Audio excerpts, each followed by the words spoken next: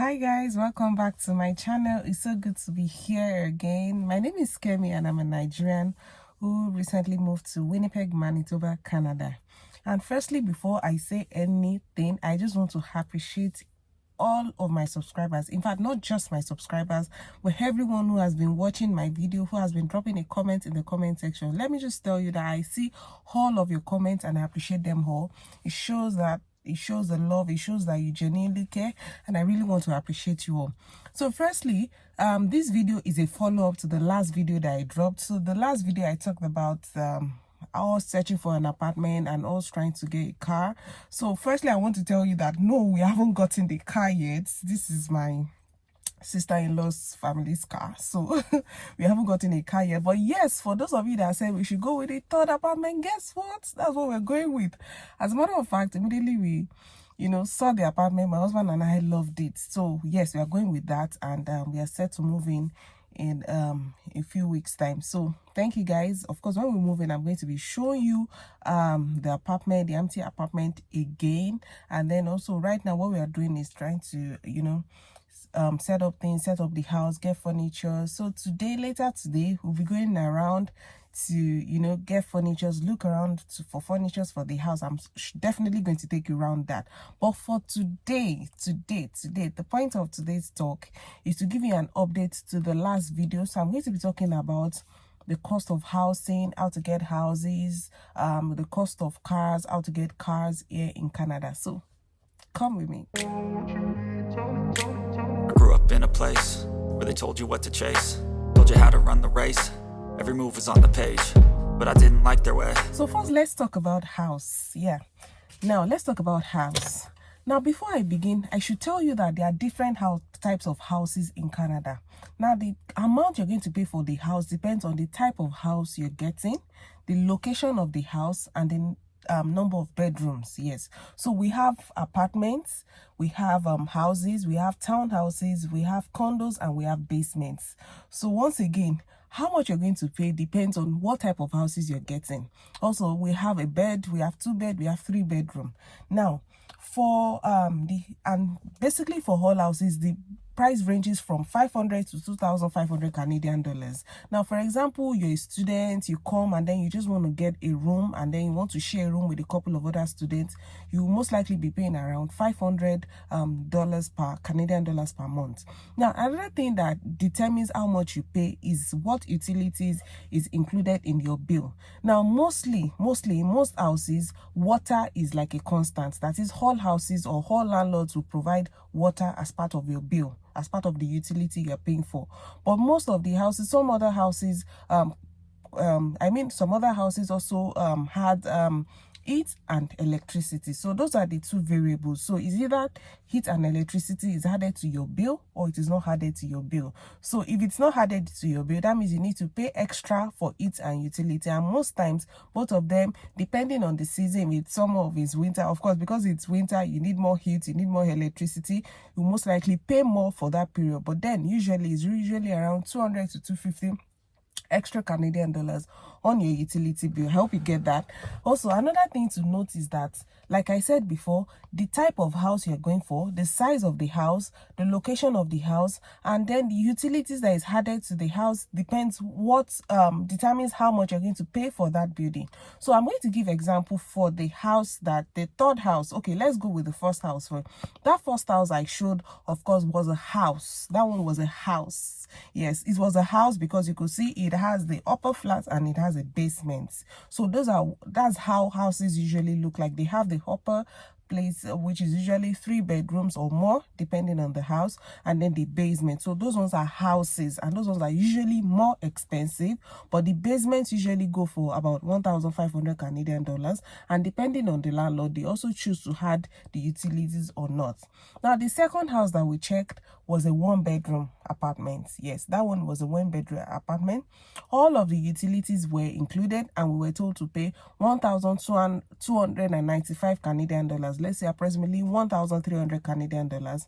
Now, the third one, which you guys said you liked, was was a 2-bed also. That one was a 2-bed apartment, and it had included just water, but we had to pay for heat and electricity ourselves. But parking was also included. Also, another thing is parking. So most of the houses or most of the apartments will tell you to pay for parking separately. Meanwhile, the third one was an apartment, not a house. Yes, apartments are usually like a block of buildings that now has different flats in it. Those are what apartments are. So now for the apartment, we were given parking was added to our bill, and water, which is usually constant, but we're told that we'll have to pay separately for heat and electricity. And we've learned that usually for heat and electricity we'll have to pay about 200, between 200 to 250, or you can even go lower, depends of course on how you use the electricity. If you leave your bulbs on all day, as you use, what you use is what you get, or what you use is the bill you get. If you choose to use hot water to have your bath, once again, is what you use that you get.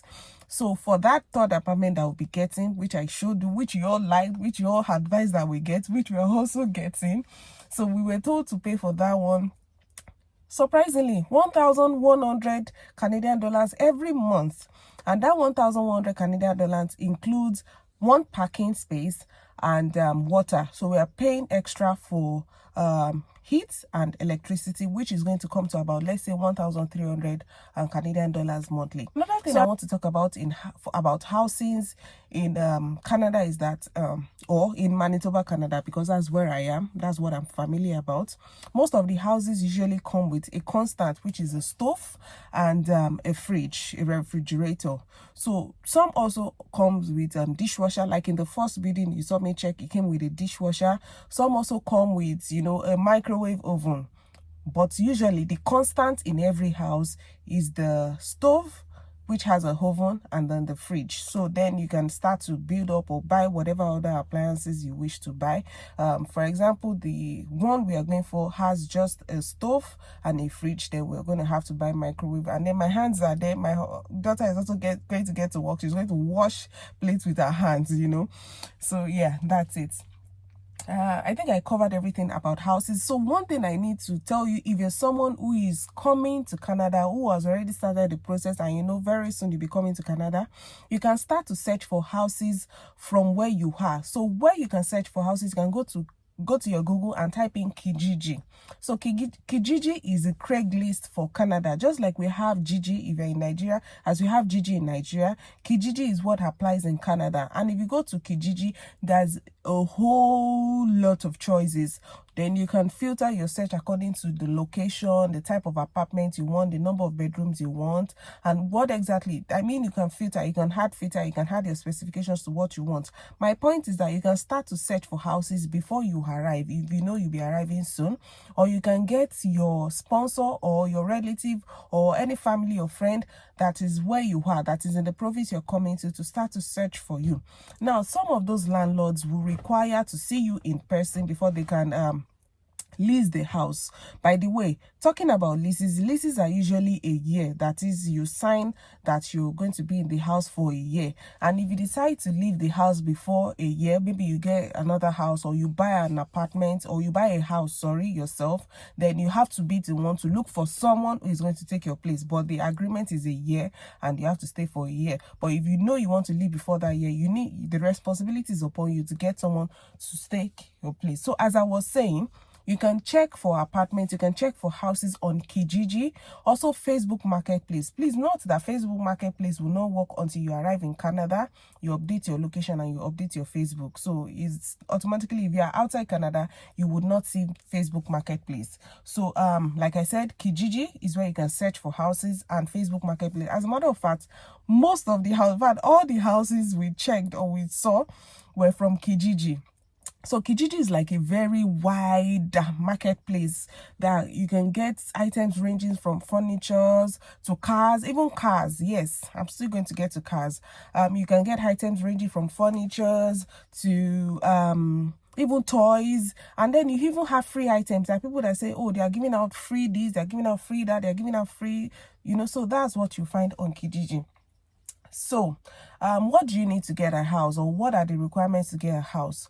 So mostly for us, the requirement was that we have a guarantor. So most of the houses require a guarantor, or they require someone to sign a document for you. In fact, most of the houses usually, especially for us who are newcomers, they require that a guarantor signs a guarantor form for you. And then some of them request for a void check or a draft.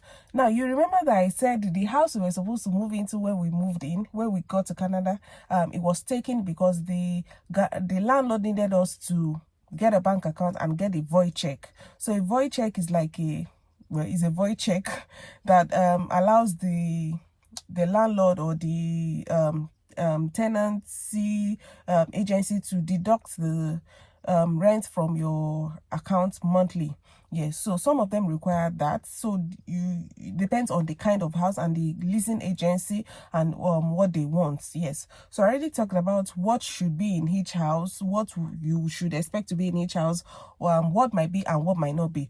But my point is that the range of houses is usually between 500 Canadian dollars, 1,500. It can go as high as 2,000. It can go as high as 2,500, depending on where you are getting an house in. It's just, if you're a Nigerian, once again, I'll relate it to that. You know, we have the VI and the Lekki, so it depends on which area. Even though where we decided to get house is like Winnipeg South and it's like a good borough area, you know, but then it also depends on how good you are in searching and should I say the greediness or not of the leasing agency or the landlord. Yeah. So house covered and checked. Oh, by the way, my observation, so you know, this is just like a discussion. My observation is that, you know, when we were checking the houses and I saw the rooms, I was like, hey, what was this?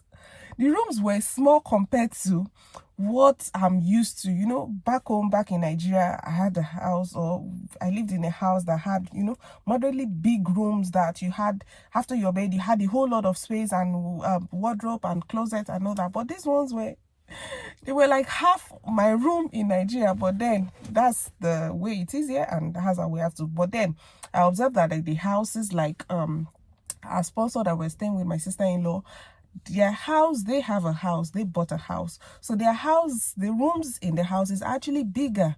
But of course, what do you expect? This is a house, it's to be bought. Meanwhile, those ones are apartments that are rented out, so you want to economize space. And then, you know, so the next thing I also observed, apart from the rooms being exceptionally small, is that the caretaker is responsible for anything you need to fix in the house. Let's say the only thing you're responsible for is the light bulb. So, for example, you get into the house, the AC stops working, don't fix it. Call your caretaker.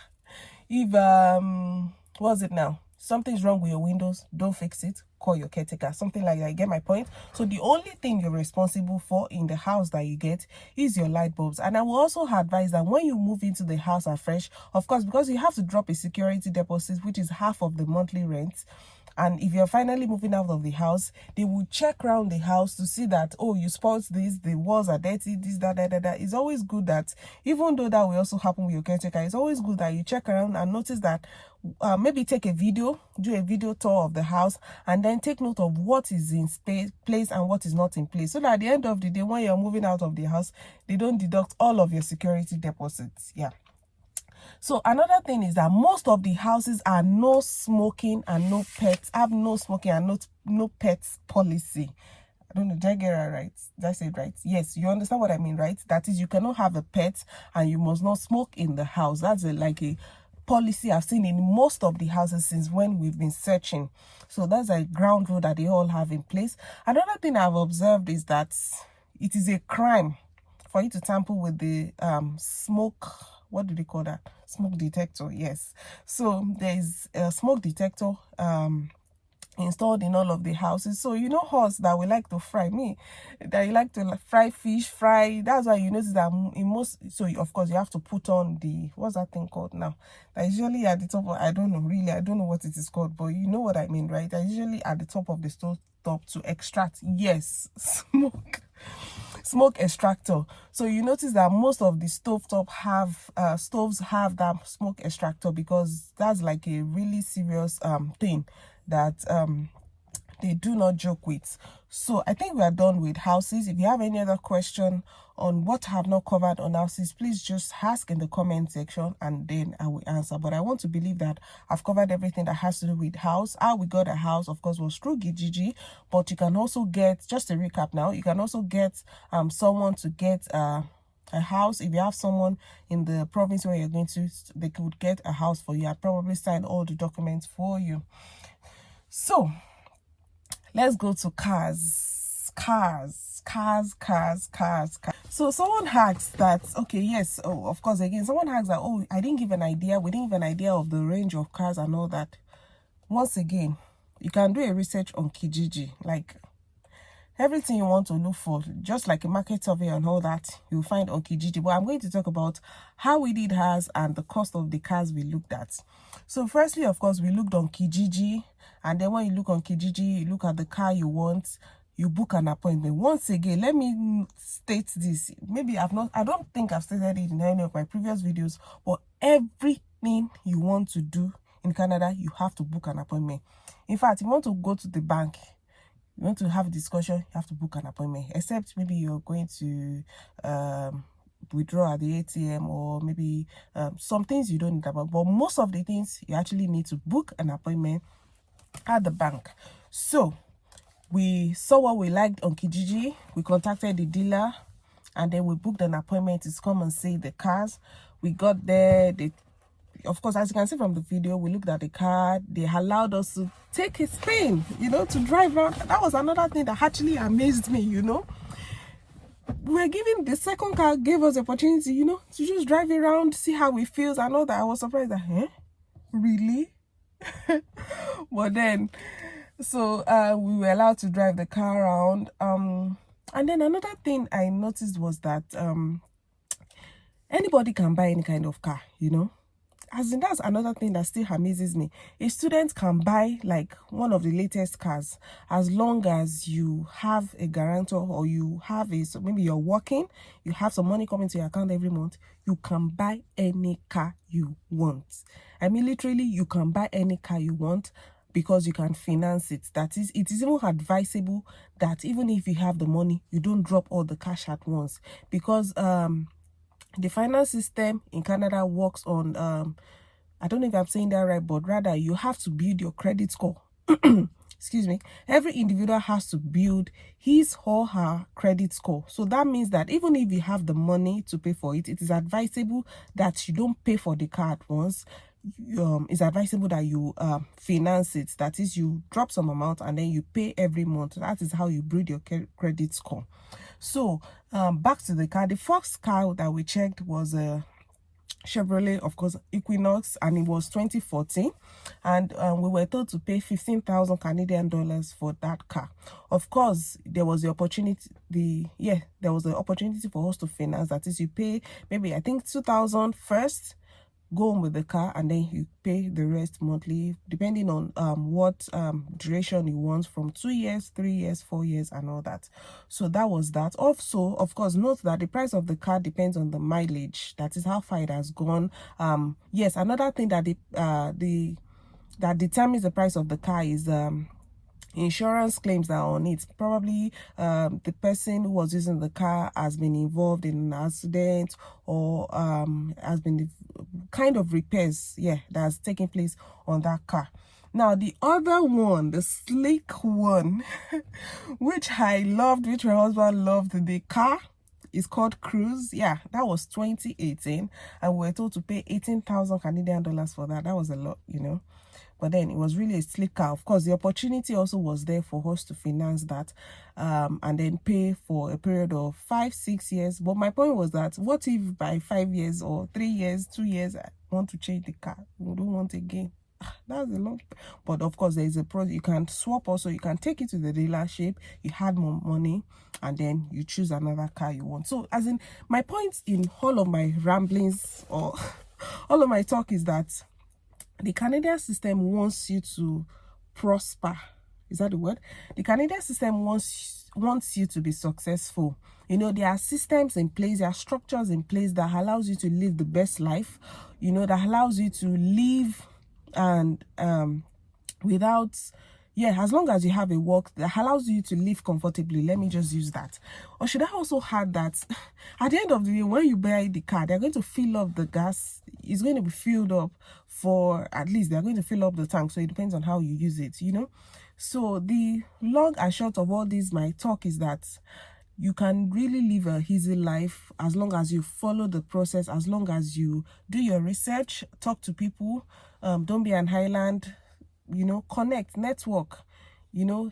For example, if you do not have someone, maybe you're coming as a student or you're coming as a express entry candidate, contrary to us that we came as a provincial candidate, so we knew someone, we had a family who could guide us, you know.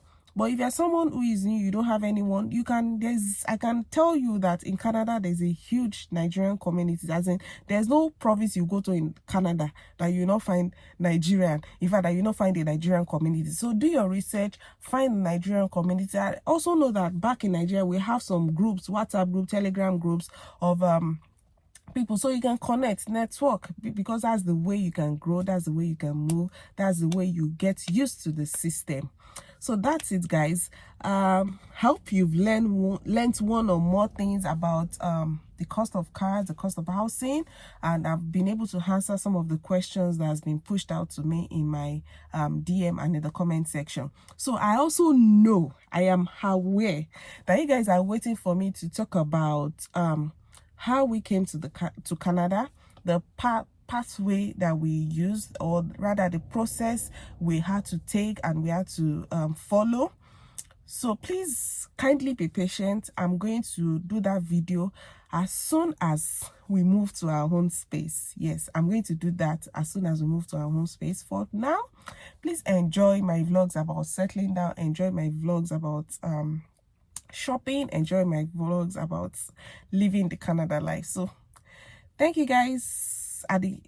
Please don't forget to subscribe if you haven't, turn on your post notifications, drop a comment in the comment section, because I really love to read from you, and you notice that I reply all of my comments. And till we meet again on another vlog, I say thank you. Bye bye bye bye bye.